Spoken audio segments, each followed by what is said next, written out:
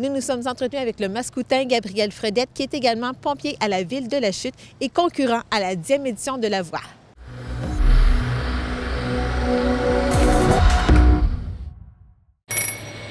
Gabriel Fredette exerce le métier de pompier à la Chute depuis l'été dernier, tout en étant candidat à La Voix. Ici à la Ville de la Chute, ils ont ouvert un concours cet été, l'été passé dans le fond. Fait que moi je suis venu appliquer ici, puis dans l'espoir d'être sélectionné, puis ça a marché. Donc depuis le mois d'août que je suis à la Chute comme pompier.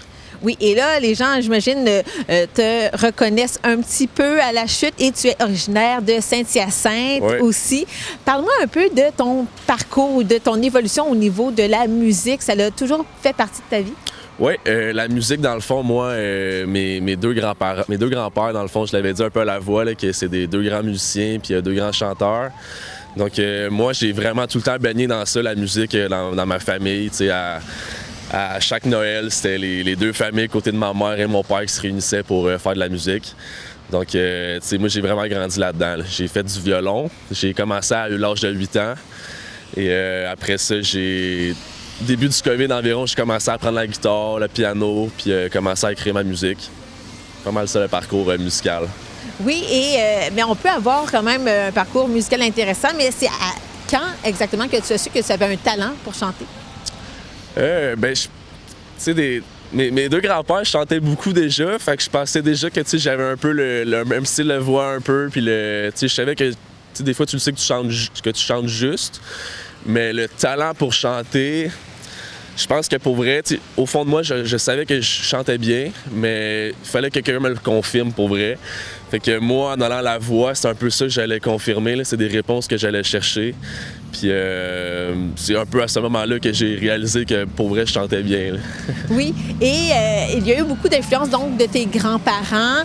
C'est aussi ce qui t'a amené à les apporter avec toi lors de ton audition, qui a fait jaser, qui était spectaculaire et c'est un moment très émotif. Comment ça s'est élaboré ce moment-là à La Voix? Dans le fond, moi, à La Voix, je leur avais dit que mes grands-parents ne le savaient pas que j'auditionnais pour La Voix.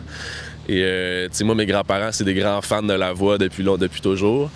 Donc, en leur disant ça, ils m'ont dit... Tu sais, moi, le but que j'avais, dans le fond, c'est de leur faire la surprise à la télé, une fois que ça allait être diffusé.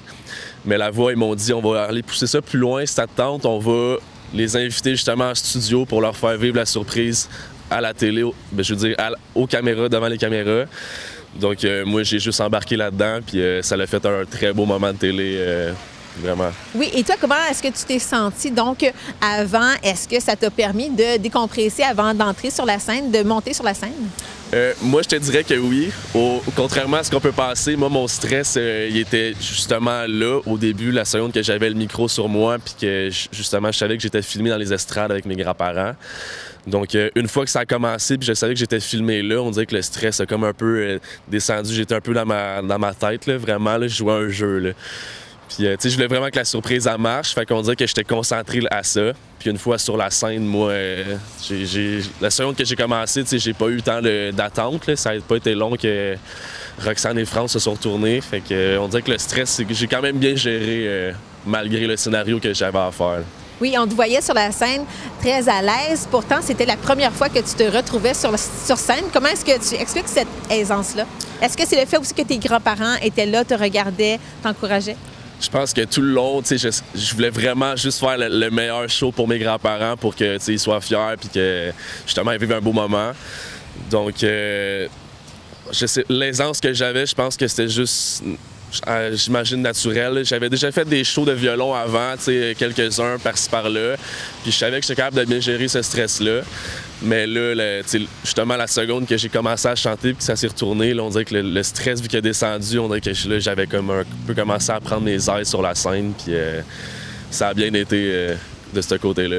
Oui, et on a vu aussi beaucoup d'émotions chez tes parents, chez tes grands-parents, et de les voir. Est-ce que toi, tu as senti une émotion quand même que tu as dû retenir ou comment tu te sentais sur scène quand tu as commencé et que tu as vu la surprise totale? Même, j'entendais une de tes grand-mères dire « Diane va être choquée ». Diane va être choquée. Ça, c'est ta mère, Diane? Oui. Dans le fond, mes grands-parents n'avaient aucune idée que mes parents étaient là derrière, avec Charles Lafortune. Donc, de voir toutes ces réactions-là, puis voir ce que mes grands-parents ont dit, je trouvais que c'était juste parfait. Là. La surprise avait vraiment réussi là, de A à Z. Donc, juste de revoir ça à la télé puis le revivre avec eux à la télé, c'était vraiment incroyable. Oui. Et là, tu as fait le choix de prendre Mario Pelchat comme coach. Ça s'explique comment ce choix-là?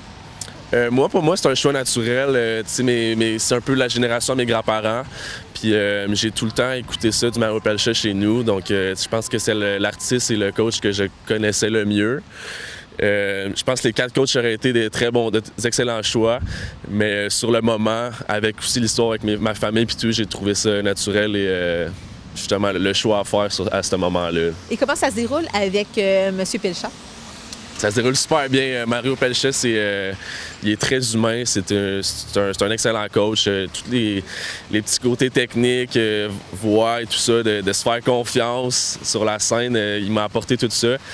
Puis il continue à le faire à chaque jour. On s'écrit beaucoup. Donc, je suis vraiment content de ma décision. Oui. La prochaine étape est celle des duels. Donc, j'imagine que tu ne peux pas nous en dire trop, mais qu'est-ce que tu peux nous dire sur la prochaine étape? Ça va être un autre moment touchant. Je pense qu'on va vous faire vivre d'autres émotions. J'ai adoré cette étape-là. Donc, j'espère que vous allez aimer. Quel est ton rêve ultime? C'est sûr que moi, le meilleur des mondes, ça serait de faire les 2 métiers. Le métier de pompier, l'horaire temps plein de nos jours, c'est souvent rendu des horaires 24/7. Donc, tu travailles 7 jours par mois, puis c'est des 24 heures. Donc, ça laisse quand même beaucoup de temps dans ton mois pour faire autre chose. Donc, pour moi, c'était parfait, justement, de combiner les deux. Donc, dans le meilleur des mondes, moi, je ferais de la musique et le métier de pompier aussi. Mais c'est sûr que si la musique commence à prendre beaucoup de place, c'est sûr que le choix irait pas mal plus vers la musique. Oui, parce que tu es auteur aussi. Tu as déjà écrit 2 chansons, dont une qui a déjà été jouée à la radio de C'est quoi? Est-ce que toi, ton but aussi, c'est d'écrire tes propres chansons? Oui, totalement. Écoute, moi, je le cacherai pas, j'ai des projets qui s'en viennent. J'ai beaucoup de choses qui s'en viennent. Je continue d'écrire. Puis c'est sûr que dans les prochains mois qui vont suivre, il va y avoir des choses qui vont... J'ai beaucoup de choses à vous montrer. J'écris en français. Donc, c'est sûr que moi, me faire connaître au Québec, ça serait vraiment mon objectif premier. Puis que si je peux faire une carrière ici, j'aimerais beaucoup ça. Un parcours que je regarde beaucoup puis que j'aimerais ça un jour. C'est sûr que Charlotte Cardin, c'est une fille que je regarde beaucoup aller. Puis son parcours, je trouve ça vraiment bien. Là. Elle a commencé à écrire en français. S'est fait connaître ici avec la voix. Donc, c'est un peu le parcours que j'idéalise. Oui, et ton style musical, ça pencherait vers quoi? Mon style musical, c'est un peu style pop-folk. Donc, je vais te donner 2 artistes, là. Lewis Capaldi, c'est un peu le style américain, le style justement british de Lewis Capaldi en anglais. Et le style un peu Jonah Kagan, c'est un artiste américain folk. Donc, c'est un peu le mélange des deux, mais en français. Donc, tu sais, il n'y a pas encore ce style-là au Québec, le style que je veux aller vers. Donc, c'est pour ça que je veux vraiment pousser dans cette direction-là. Oui, c'est une niche qui est peu exploitée. Exactement. Donc, on te souhaite de poursuivre ton rêve et on va te suivre à la voix pour la prochaine étape des duels. Merci. Merci beaucoup.